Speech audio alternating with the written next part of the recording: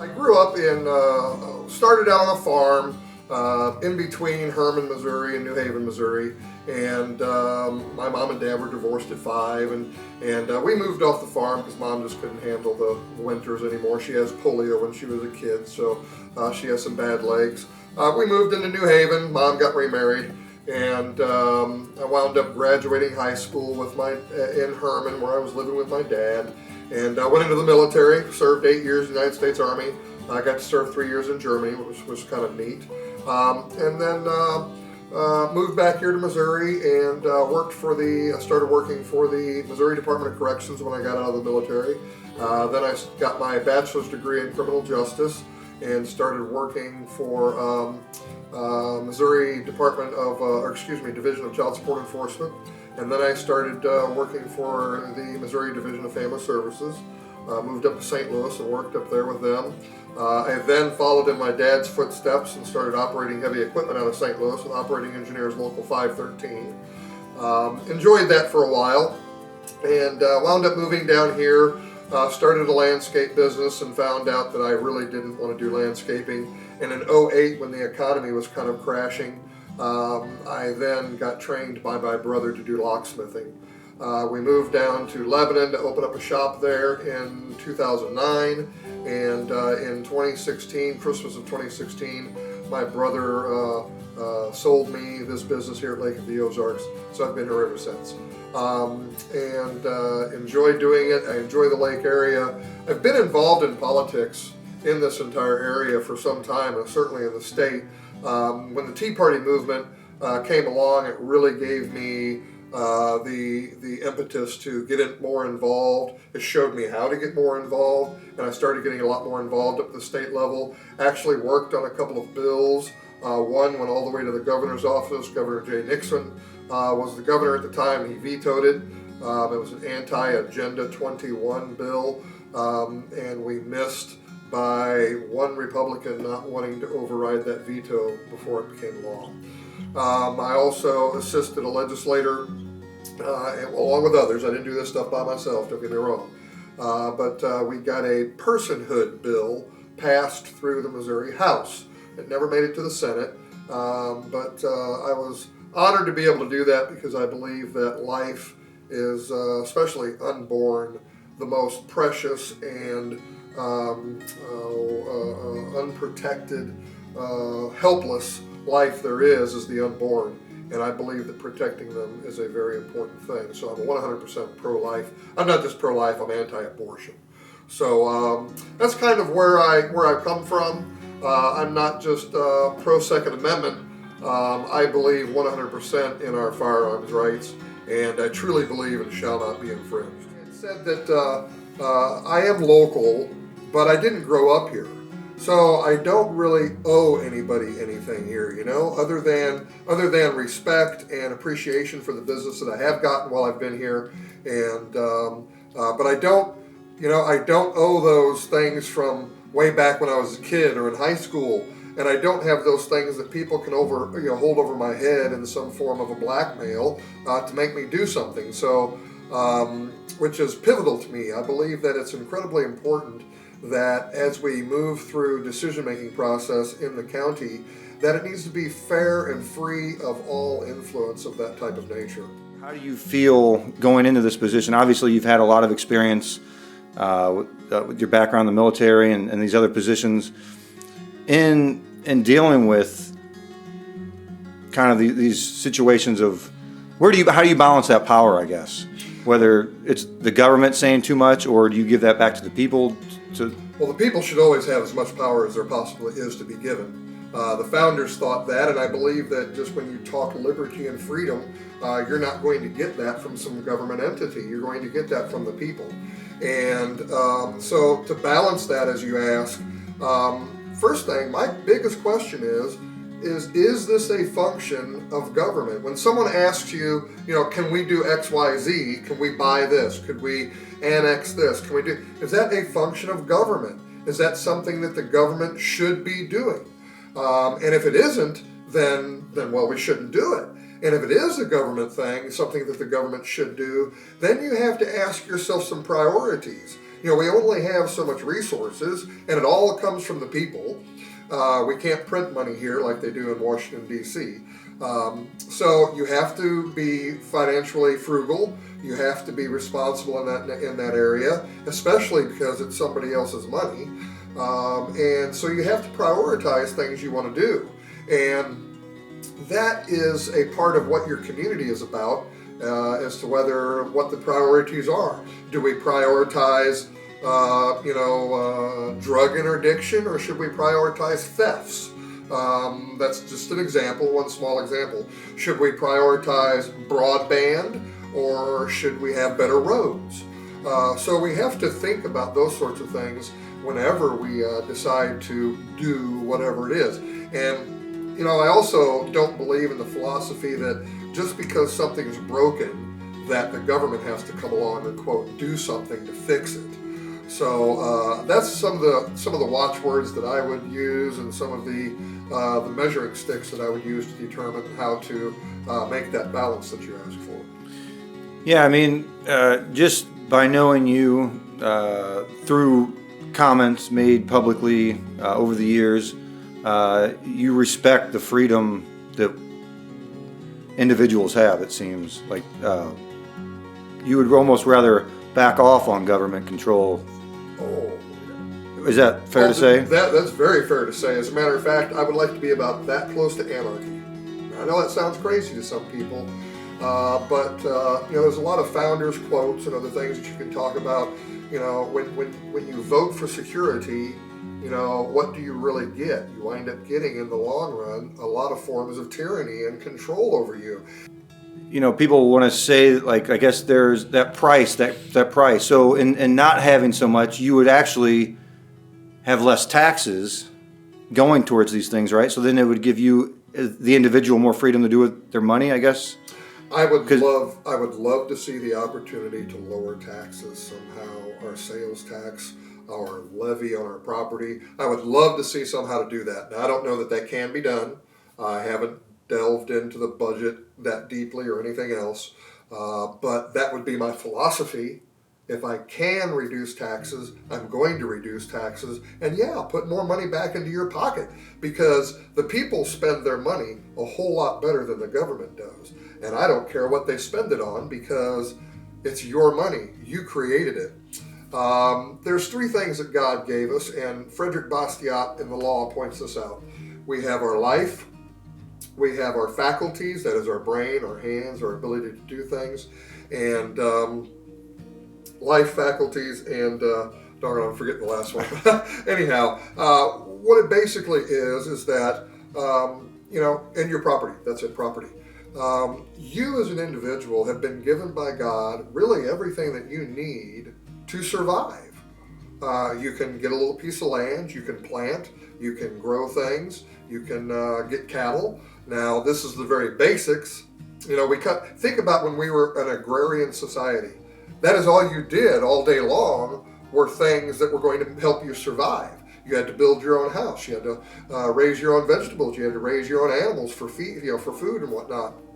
So pretty much all of your time was spent doing that, just basic survival.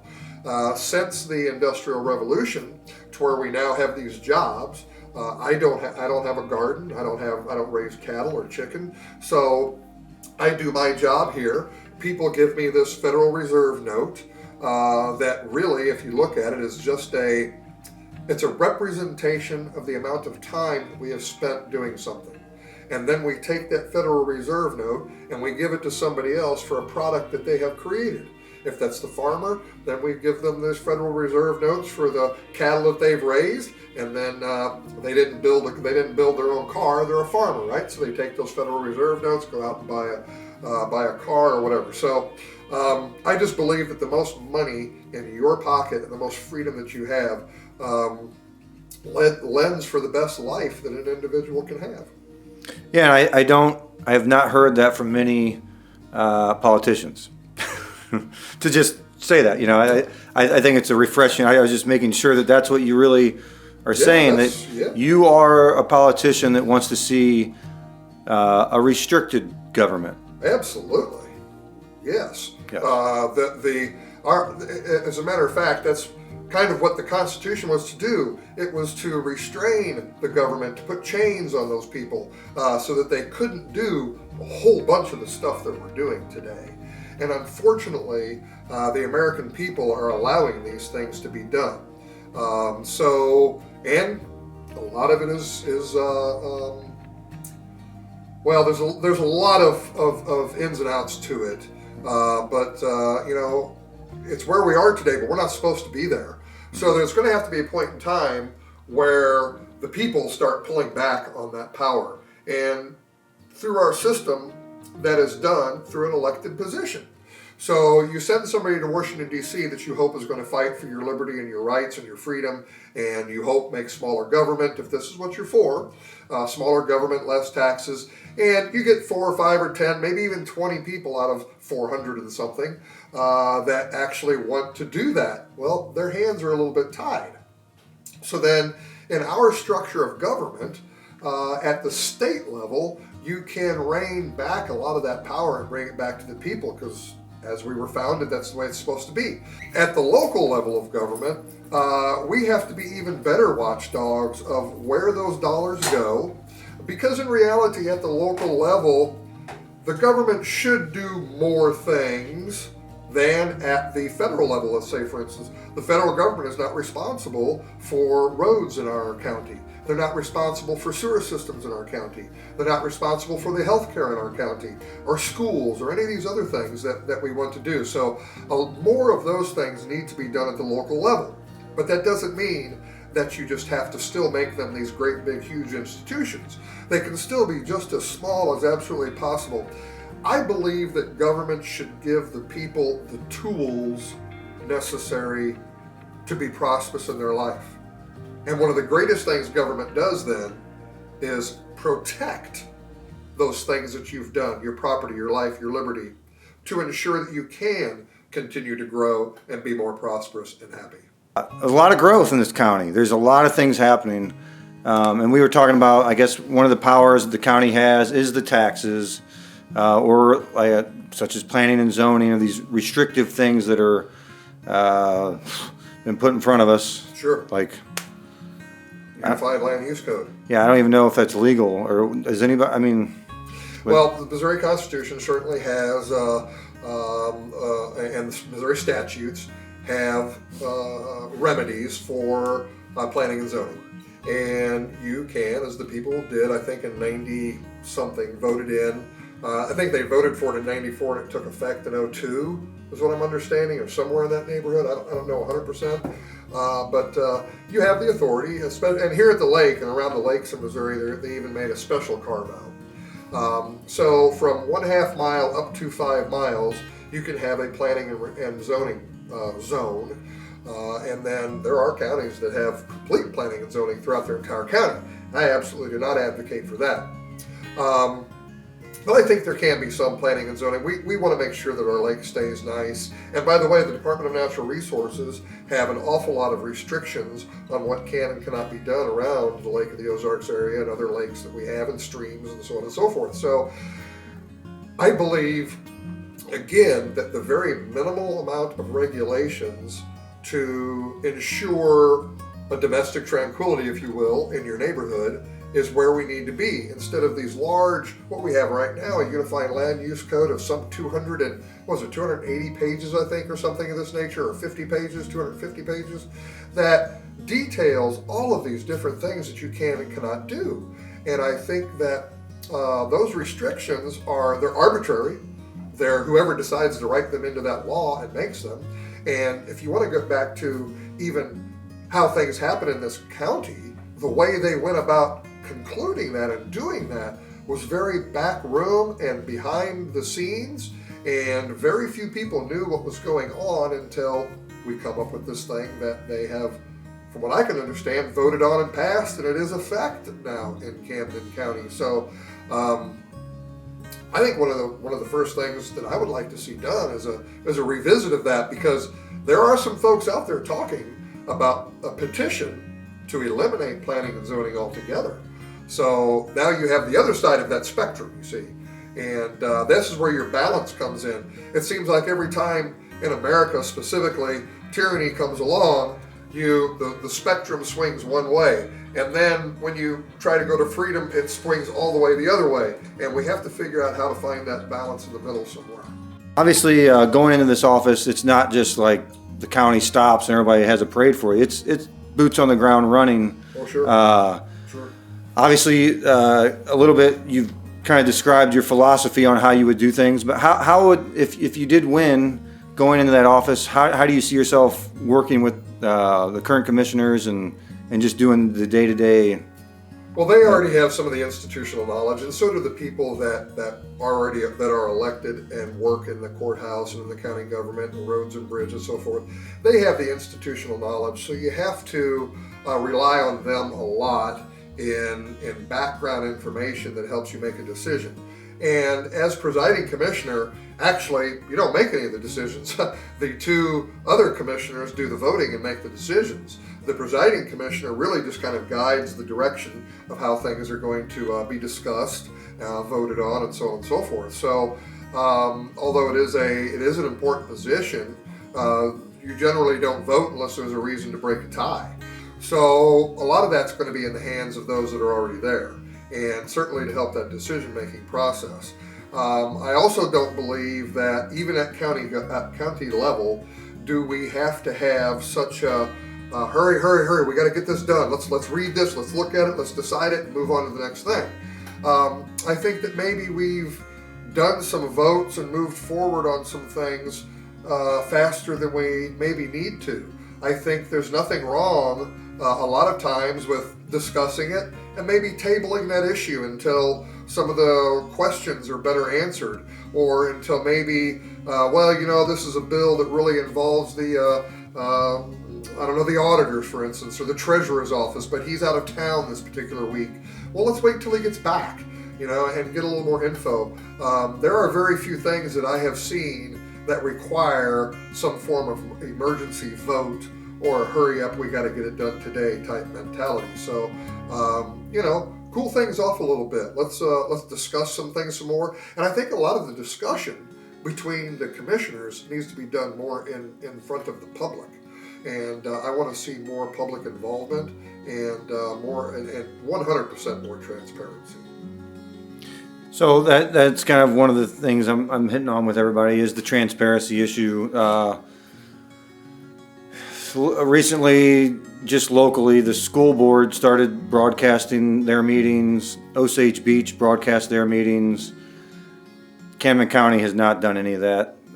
You're not in that position. You haven't been in that position. I'm kind of throwing this on you, but do you see that as, and you can see it, the community, people have come and talked, but do you see that as a priority to be transparent? Absolutely. Transparency is my number one calling in this entire campaign to me.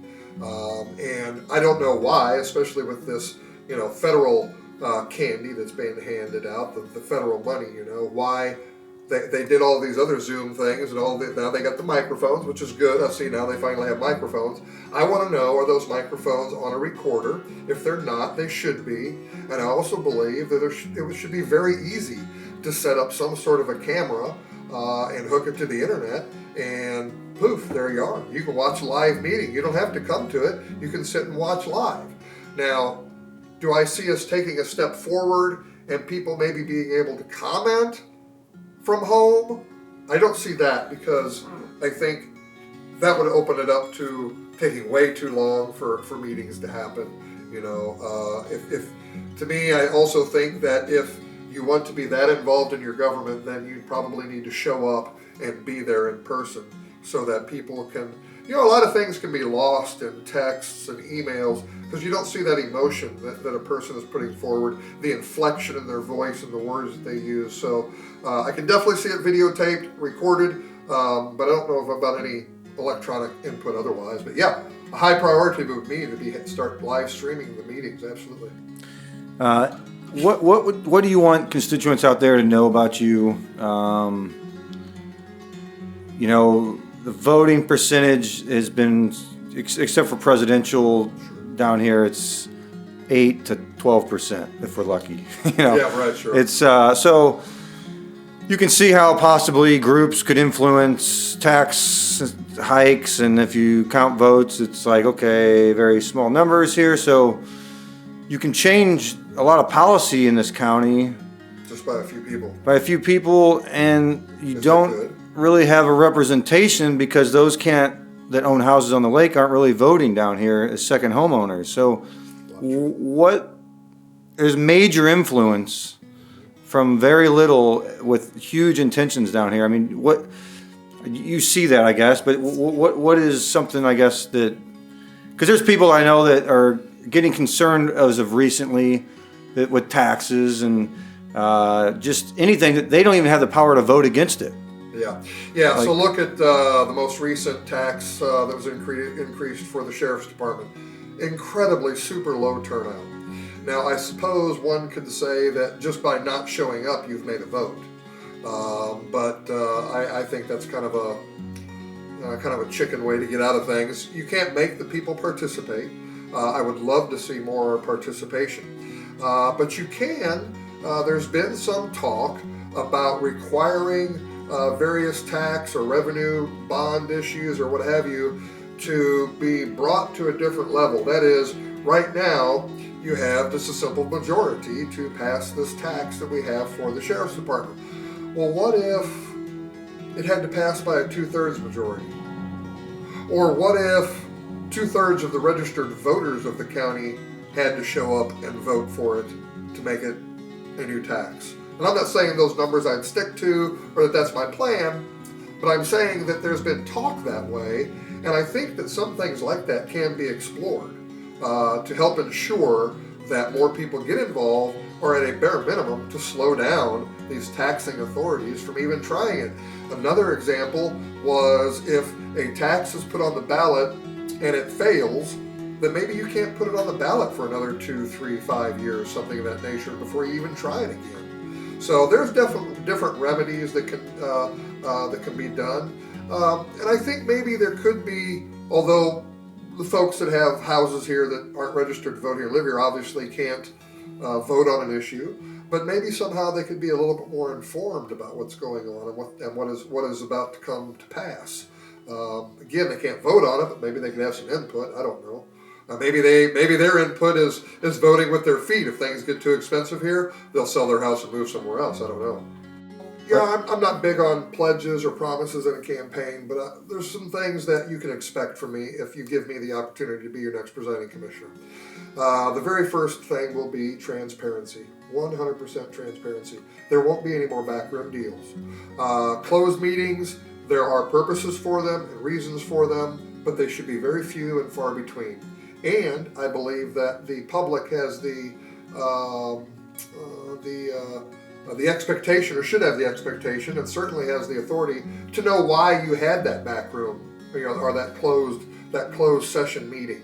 Obviously it's closed, so you don't talk about what's discussed. But we have to meet with some lawyers for this, or we have to meet on a personnel issue, or what have you. I think those things need to be known. So there isn't. I want to eliminate this air of concern and unknowing and wonderment about what your government is doing. I genuinely believe that the government should do their business, your business, in front of you. Let you see what's happening. Let you see what's being written out. Case in point, the Uniform Land Use Code. Well, there were a lot of different people moving behind the scenes to make it happen. People were involved at the planning and zoning level. People were involved at the commission meeting, at the commission level. But the public generally was not involved until after this thing was created. And I think that the public needs to be more involved in the creation of that kind of things to begin with.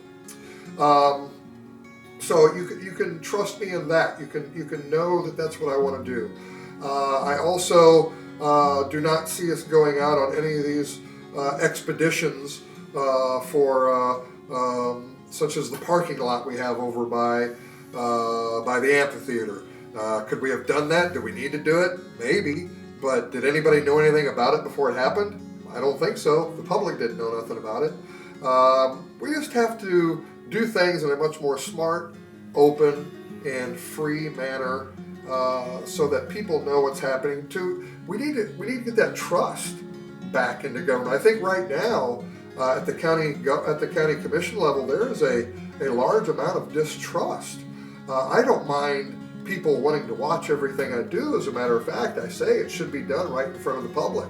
But you still have to have the trust that what we're doing is going to be a benefit for the county and not a harm. And I think right now that is not the case. So I want to help restore that trust into local government. I also believe, again, that we have to prioritize things that we do and look at what government is supposed to do and only focus on those things that they're supposed to do, and all of the benevolent things maybe need to be left to local charities. So if you give me the opportunity to be your presiding commissioner, you will see a more open process, a more involved process, and a more fair process involving all of the commissioners and all of the people in the county.